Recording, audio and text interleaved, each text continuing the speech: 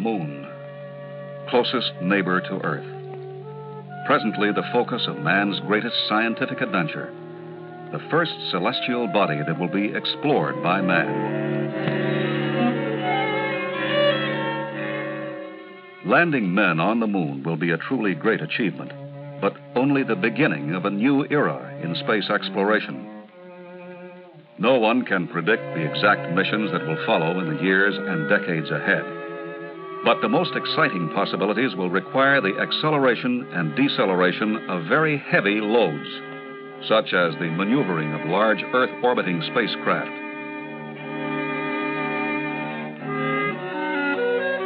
The transportation of large amounts of equipment and supplies to the lunar surface, and the sending of heavy spacecraft to the planets.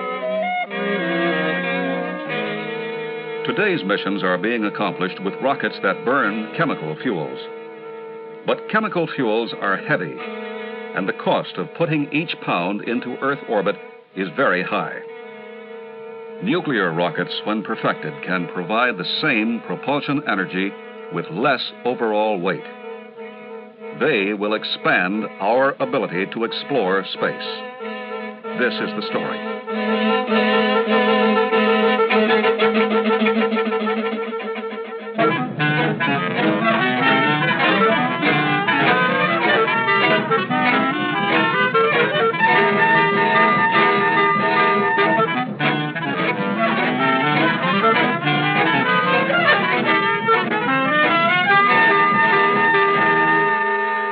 This is Saturn V, the most powerful launch vehicle being built by the United States.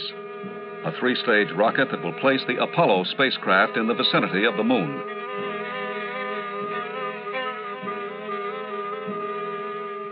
The total weight of Saturn V is about 6 million pounds. Its three stages have chemical engines that burn fuel to generate thrust.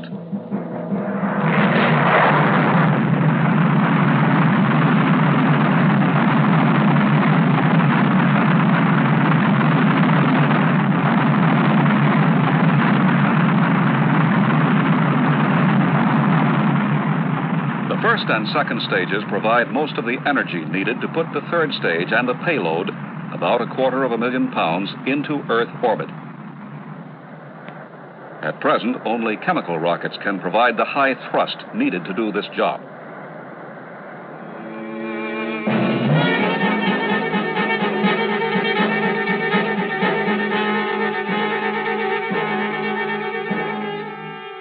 The third stage accelerates the payload to the velocity needed to get it to its destination.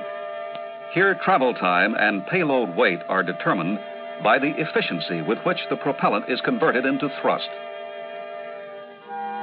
By substituting a nuclear third stage for Saturn V, the velocity of a given payload can be greatly increased, cutting travel time for some missions in half.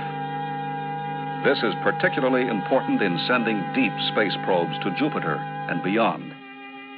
Or if shortening travel time is not essential, propellant weight can be traded off for an increased payload weight. This is important for a lunar supply mission, Earth orbital operations, and some unmanned missions to the planets. Why is the nuclear rocket so much better than the chemical rocket? In rocket propulsion, exhaust velocity determines propulsion efficiency. At a given temperature, the lighter the exhaust gas, the higher the exhaust velocity. And the higher the exhaust velocity, the more thrust is generated for each pound of propellant consumed per second. The nuclear rocket merely heats hydrogen, the lightest element of all, and expels it at tremendous velocity. Chemical rockets burn fuel to produce exhaust gases that contain heavier elements. So at the same exhaust temperature, the exhaust velocity is much lower, and each pound consumed per second produces less thrust. Rocket efficiency is stated in seconds of specific impulse. This refers to the time in seconds that 1 pound of propellant will deliver 1 pound of thrust. The higher the seconds of specific impulse, the greater the propellant economy. Our best chemical rockets of today are limited to a specific impulse of about 450 seconds, and only slight improvement can be expected. On the other hand, full-scale nuclear reactor tests have achieved 800 seconds, and laboratory tests promise even more, perhaps as much as 900 seconds. This means the nuclear rocket, with its lightweight, high-velocity exhaust, will use propellant about twice as efficiently as chemical rockets. This, then, is the principal advantage of nuclear propulsion.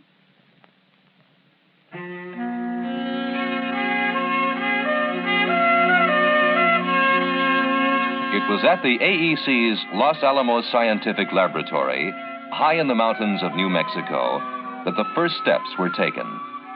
Here, in the mid-1950s, scientists set about to determine if nuclear energy really could be used to provide rocket propulsion. Theoretical studies and early experimental work revealed many problems that would have to be solved.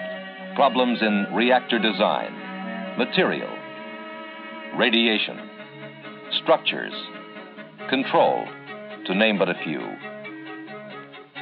The nuclear rocket was found to be feasible. A series of experimental reactors was planned to convert theory into workable hardware. Optimum reactor designs were worked out by analysis. Prototypes were built. A comprehensive test program was started. These reactors, called Kiwi, were to be used to prove out design and operational concepts.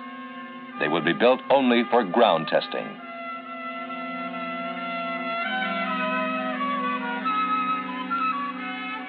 All Kiwi power tests took place at the Nuclear Rocket Development Station at Jackass Flats, Nevada.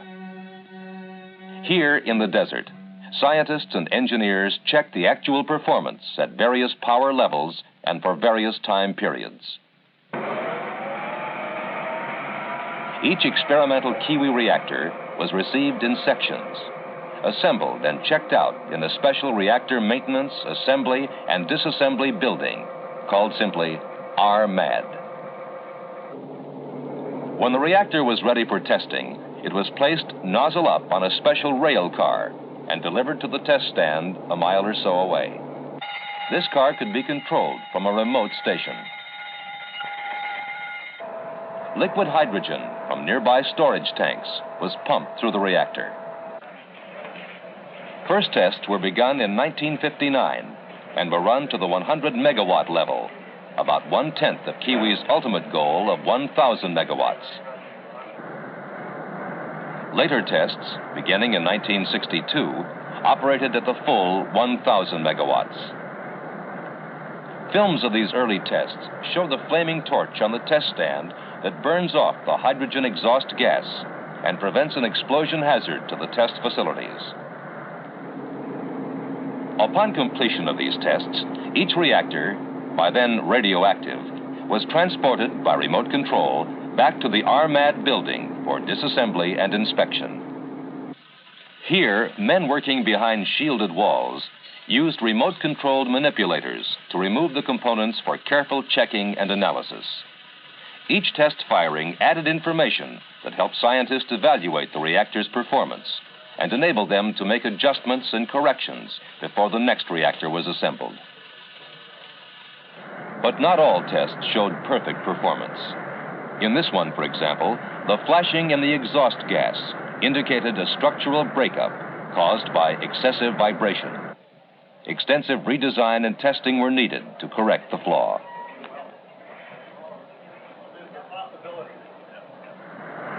And in this test, a hydrogen leak caused a fire on the test stand. Again, a correction was made. Each test brought the scientists a little closer to the performance they were seeking, until finally, in September 1964, the 8th Kiwi reactor was brought up to full power and held for 8 minutes. And a few weeks later, it was restarted and operated at full power for 2.5 minutes. Specific impulse, about 750 seconds. This concluded the Kiwi test series. It had proved that a nuclear reactor could be built, that would power a spacecraft. The next step, already underway, was to develop complete engine technology. This project was called NERVA, Nuclear Engine for Rocket Vehicle Applications. It was to be a combined industry-government effort headed by the Space Nuclear Propulsion Office, a joint NASA and Atomic Energy Commission activity. The principal contractors were to be Aerojet General Corporation and Westinghouse Astro-Nuclear Laboratory. The NERVA technology reactor, given the letter designation NRX, was essentially the same as Kiwi. But now the contractors had to extend its lifetime and put it into an engine configuration.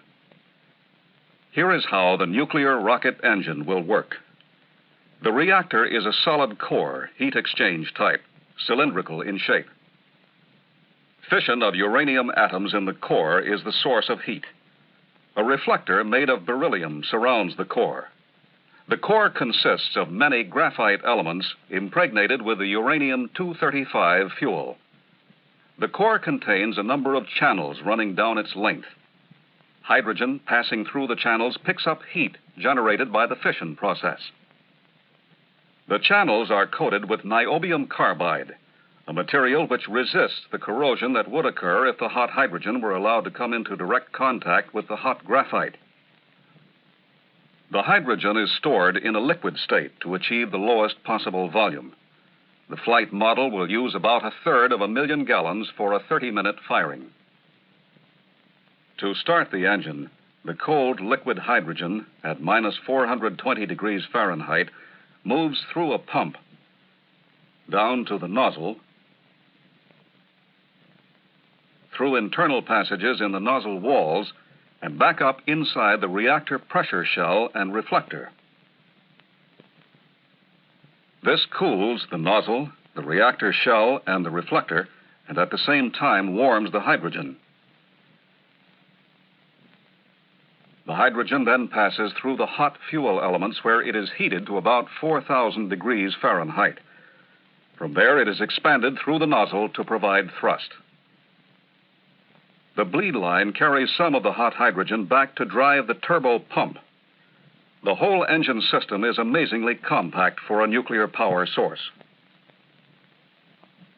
The reactor works through fission of uranium-235, which constantly emits nuclear particles called neutrons. When reflected back toward the reactor, these particles will set up a chain reaction, generating terrific heat. The heat is controlled by rotating rods installed in the beryllium reflector around the reactor. The rods are also made of beryllium, but one side is coated with boron, which absorbs neutrons. Initially, the rods are turned so the boron side is toward the fuel elements, and sufficient neutrons are absorbed to prevent nuclear fission from starting. Beryllium reflects neutrons. By turning the beryllium side toward the elements, a point is reached where sufficient neutrons are reflected for fission to begin. The amount of heat produced depends upon the position of the rods. Heat increases as more of the beryllium side turns toward the core. When the desired rate of heat production is reached, the rods are turned back to stabilize it. Heat decreases as the rods are turned back. When the boron side absorbs enough neutrons to halt the fission process, heat is no longer generated. These rods can be operated by remote control.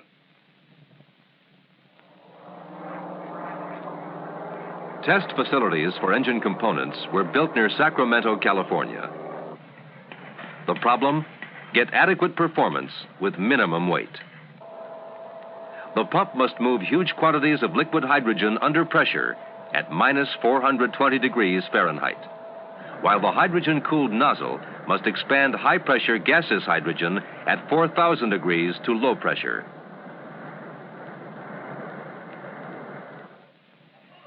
The reactor was designed to meet the structural requirements of ground handling, launch, and spaceflight. In a late 1965 test, it operated intermittently for an hour, including 16 minutes at full power. But in that test, as in all reactor tests before it, the hydrogen had been forced through the reactor by test stand pumping facilities instead of its own turbine-driven pump. In early 1966, the new technology reactor and the chief engine components, including the turbo pump, were assembled for test. It was called a breadboard because they were not arranged as they would be in an actual engine. It would be the first self-starting test, and it was a vital step in the nuclear propulsion concept. This engine test model started perfectly and increased to full power, proving that a nuclear rocket could be started by its own pump. During a 2-month period, it was started and stopped 10 times and operated at different power levels for a total of 110 minutes, 28 minutes at full power. Technology had now advanced to the point where performance limits could be extended. Work was already underway to increase reactor power and operating time. In February 1967, this reactor, the Phoebus 1B, was operated at a power level roughly equivalent to 75,000 pounds of thrust. And in December 1967, this reactor, the NRX-A6, was operated at full power for an hour.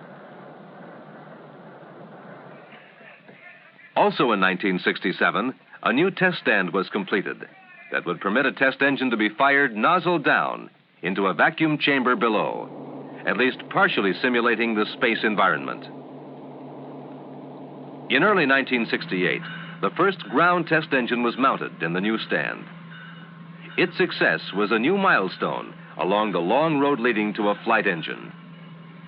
Heavy shielding was used in this test engine to protect some of the components from intense radiation.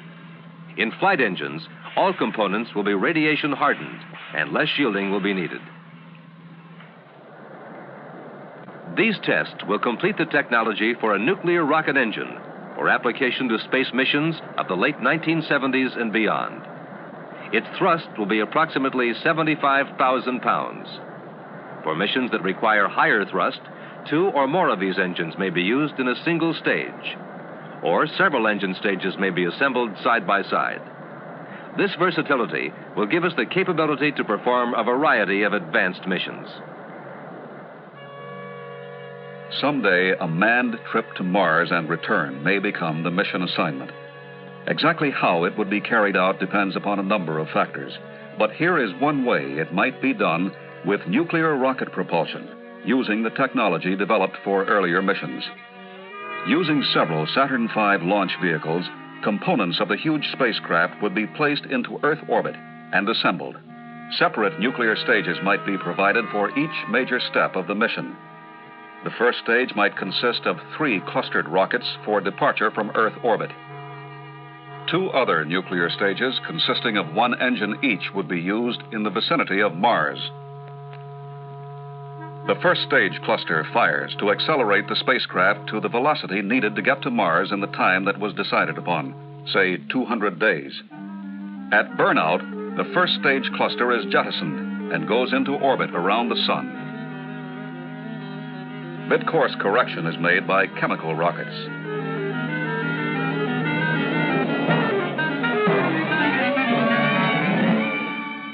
About 200 days later, the space vehicle approaches Mars. There it is slowed down by a single nuclear rocket and enters an orbit around the planet. The used second stage is put into a higher Mars orbit than the space vehicle.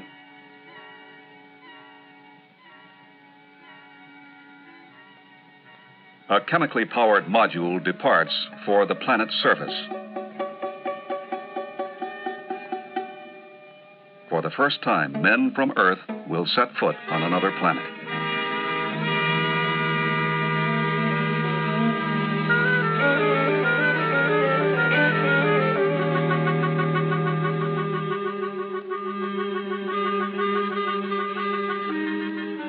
For the return trip, the module is lifted by chemical power back into a Mars orbit, where it docks with the main space vehicle. The men transfer to the main craft and jettison the module, leaving it in an orbit around Mars. A third nuclear rocket accelerates the vehicle for the return trip.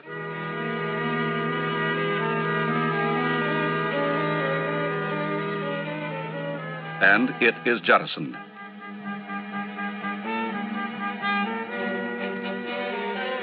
Again, mid-course correction is made chemically. Just before reaching the vicinity of Earth, the crew transfers to a re-entry vehicle and jettisons the large spacecraft.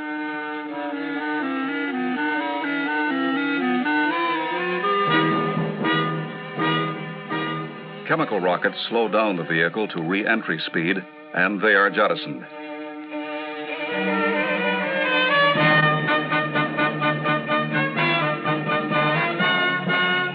After deceleration through the atmosphere, the re-entry vehicle returns to the Earth's surface by parachute.